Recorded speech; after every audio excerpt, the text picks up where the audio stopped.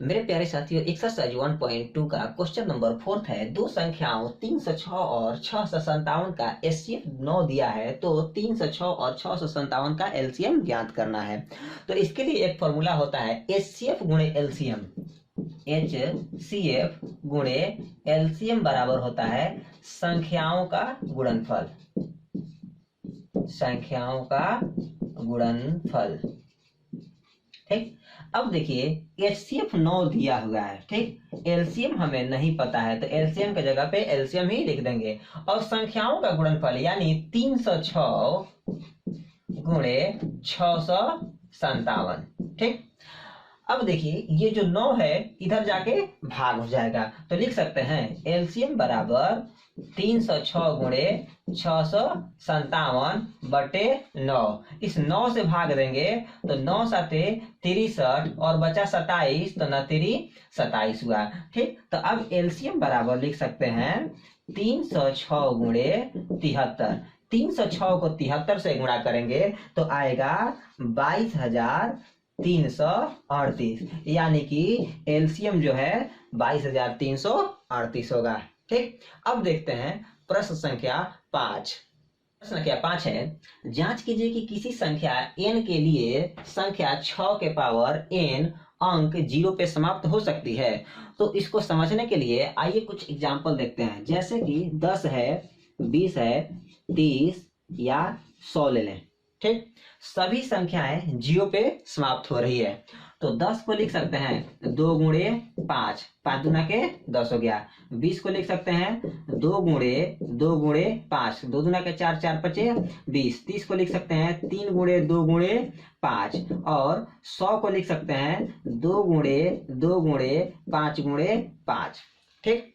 इन सभी संख्याओं में एक चीज कॉमन है, क्या? 2 गुणे 5, 2 गुणे 5, 2 गुणे 5, 2 गुणे 5, यानी कि कोई भी संख्या शून्य पे तभी समाप्त होगी जब उसका एक गुणनखंड 2 गुणे 5 हो। या आप बोल सकते हैं कि कोई संख्या शून्य पे तभी समाप्त होगी जब उसका कम से कम एक गुणनखंड 2 गुणे 5 हो, ठीक। तो अब देखते हैं, यहाँ पे लिखेंगे नियम कि कोई भी संख्या शून्य पर समाप्त तभी हो सकती है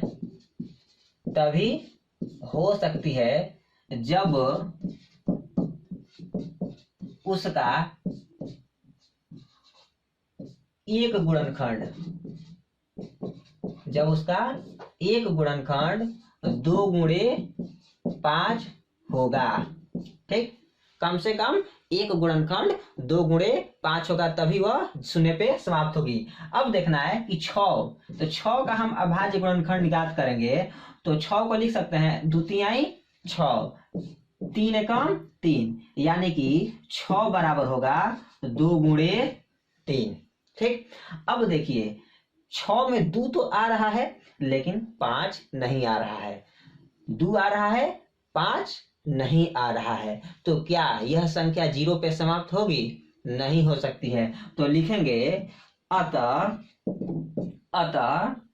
6 के पावर n शून्य पर समाप्त नहीं हो सकती है, समाप्त नहीं हो सकता है, क्योंकि इसके गुणनखंड में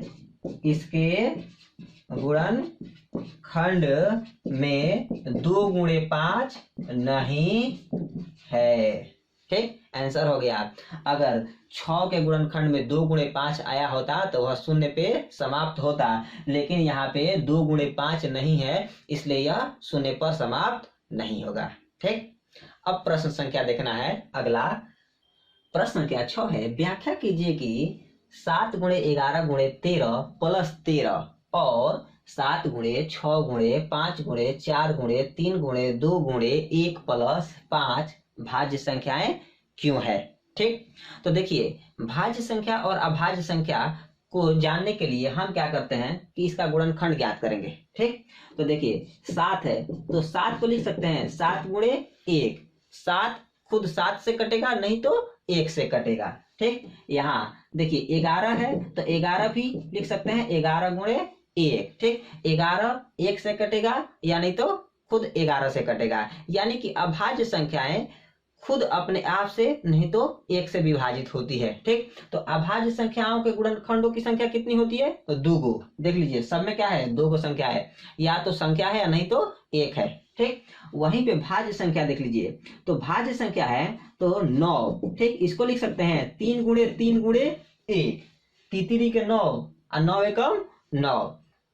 ठीक, यहाँ पे 12 है तो 12 को लिख सकते हैं 2 गुणे 2 गुणे 3 गुणे 1, 2 दूना के 4, 4 तिहाई 12 और 12 एकम 12, यानी कि भाज्य संख्याएं का 2 से अधिक गुणनखंड होगा और अभाज्य संख्या का केवल एक ही गुणनखंड होगा। ठीक, तो आइए इसी कंसेप्ट को अप्लाई करते हैं। देखिए संख्या है 7 गुणे 11 गुणे 13 प्लस 13। ठीक, अब देखिए इनमें से हम क्या करेंगे कि 13 को कॉमन लेंगे, तो 13 को कॉमन लेंगे तो ये हो जाएगा 7 गुणे 11 प्लस 1। ठीक, यहाँ पे देखिए इतना में 13 से भाग देंगे तो 13 कट जाएगा, तो बचेगा कितना? 7 गुणे 11, और इस 13 में भाग देंगे तो बचेगा 1। ठीक, कॉमन लेने आपको आता ही होगा। ठीक, तो ये हो जाएगा 13 गुणे 11 सते 77 प्लस 1, यानी कि 13 गुणे 78, 77 1 78 हो जाएगा। तो अब देखिए जो संख्या होगा उसका गुणनखंड 13 गुणे 78 है। ठीक, कितना है? 13 गुणे 78 है। तो 78 को हम कोई और भी संख्या लिख सकते हैं, लिख सकते हैं 13 गुणे कितना? इसको लिख सकते हैं 2 गुणे कितना हो सकता है? 39, यानी कि दिए हुए संख्याओं का 2 से ज्यादा गुणनखंड है, इसलिए संख्या भाज्य होंगी। बोलेंगे कि 2 से ज्यादा गुणनखंड है, 2 से ज्यादा गुणनखंड है, इसलिए 7 गुणे 11 गुणे 13 प्लस 13 भाज्य संख्या है। ठीक, क्यों भाज्य संख्या है? कि 2 से ज्यादा गुणनखंड है, यानी कि यहाँ पे देखिए 13 गुणे 2 गुणे 39, 3 को गुणनखंड हो रहा है, और भी इसके गुणनखंड हो सकते हैं, इसलिए ये भाज्य संख्या है। ठीक, अगला है 7 गुणे 6 गुणे 5 गुणे 4 गुणे 3 गुणे 2 गुणे 1 प्लस 5 है। तो अब इसमें से हम 5 कॉमन लेंगे, 5 कॉमन लेंगे तो ये हो जाएगा 5 गुणे 7 गुणे 6। अब देखिए इतना को हम 5 से भाग देंगे तो ये 5 निकल जाएगा, तो बचेगा कितना? 7 गुणे 6 गुणे 4 गुणे 3 गुणे 2 गुणे 1। इस 5 को 5 है ना, तो 5 में से 5 को कॉमन लेंगे तो बचेगा 5 एकम 5, तो इसको 1 लिख सकते हैं। ठीक, तो अब अगला स्टेप हो जाएगा 5 गुणे 7 छके 42, और ये कितना हो जाएगा? 4 3 12, 12 दूना के 24 प्लस 1। अब इसे गुणा करेंगे 42 और 24 को तो आएगा 1008, और उसमें 1 जोड़ेंगे तो हो जाएगा 1009। ठीक, तो अब देखिए यहाँ पर इसका गुणनखंड कितना हो गया? 5 गुणे 1009, यानी 2 को गुणनखंड ये हो गया। अब इसे लिख सकते हैं 5 गुणे 1009 गुणे 1, यानी कि अब गुणनखंडों की संख्या कितनी हो गई?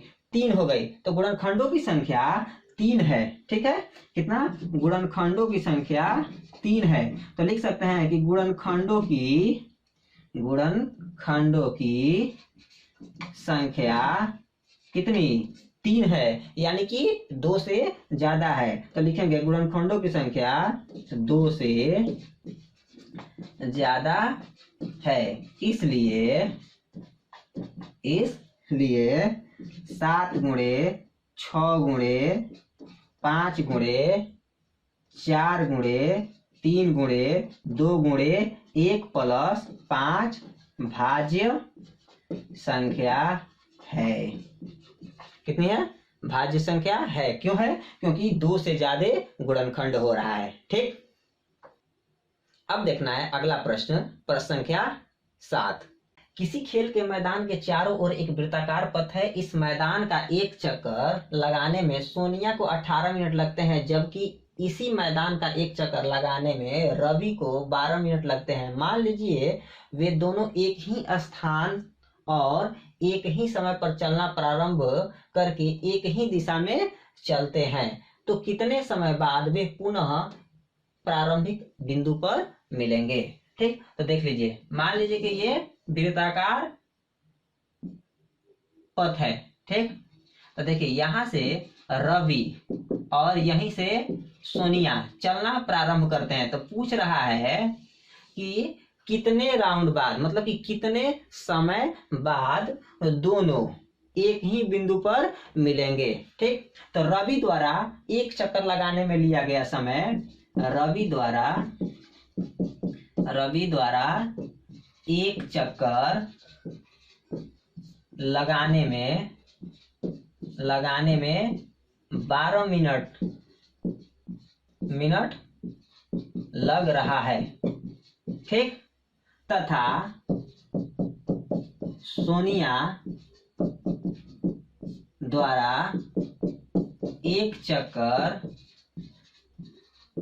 चक्कर लगाने में 18 मिनट, कितना, 18 मिनट लग रहा है। ठीक, तो एक चक्कर लगाने में रवि को 12 मिनट लग रहा है और सोनिया को 18 मिनट लग रहा है, तो बोल रहा है कि कितने समय पश्चात दोनों एक ही बिंदु पर मिलेंगे। तो हम दोनों संख्याओं का एलसीएम ज्ञात करेंगे, 18 और 12 का, तो 2 से भाग देंगे तो 9 होगा और ये हो जाएगा 6। ठीक, फिर 3 से भाग देंगे, 3 के 9, 3 दूना के 6, तो एलसीएम बराबर होगा 2 गुणे 3 गुणे 3 गुणे 2, 3 दूना के 6, 6 18, 18 दूना के 36, यानी कि 36 मिनट बाद दोनों एक ही बिंदु पर मिलेंगे। ठीक, तो लिखेंगे सोनिया तथा रवि पुनः प्रारंभिक बिंदु पर, पुनः प्रारंभिक स्थान पर 36 मिनट बाद मिलेंगे, 36 मिनट बाद मिलेंगे। ठीक, कितने मिनट बाद बाबू, तो दोनों जब चक्कर लगाएंगे तो 36 मिनट के बाद दोनों इसी बिंदु पर मिलेंगे। ठीक, यही होगा आंसर। ठीक है, और भी इंफॉर्मेटिव वीडियो पाने के लिए हमारे चैनल के साथ बने रहें।